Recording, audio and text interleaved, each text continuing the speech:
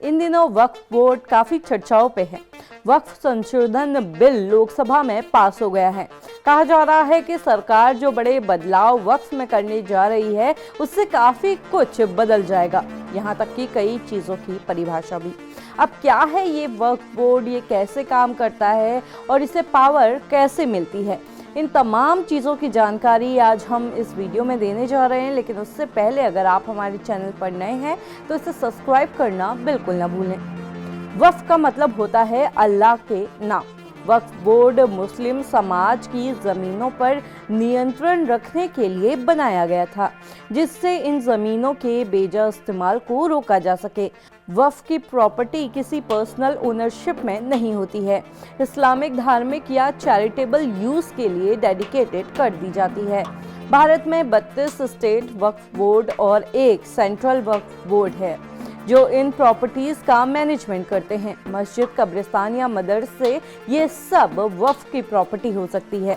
अब आप सोच रहे होंगे कि ये वक्फ बोर्ड कैसे काम करता है।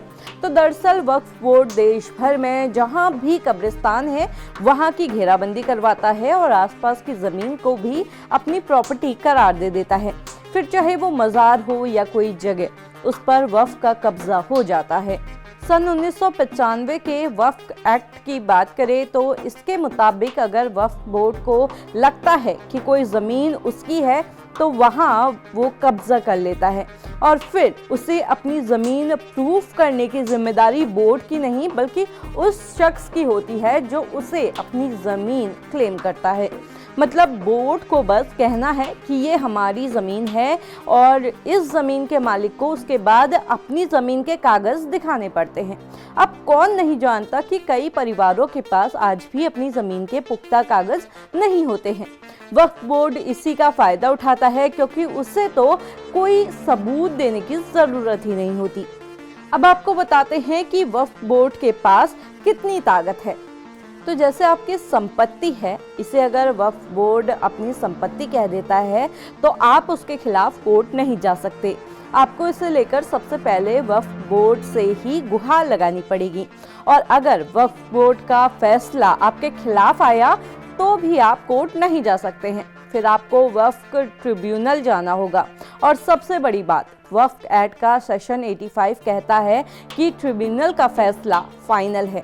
ना हाई कोर्ट ना सुप्रीम कोर्ट, कहीं अपील नहीं कर सकते हैं आप। मतलब वक्फ बोर्ड की पावर इतनी ज़्यादा है कि वो जो चाहे वो कर सकता है।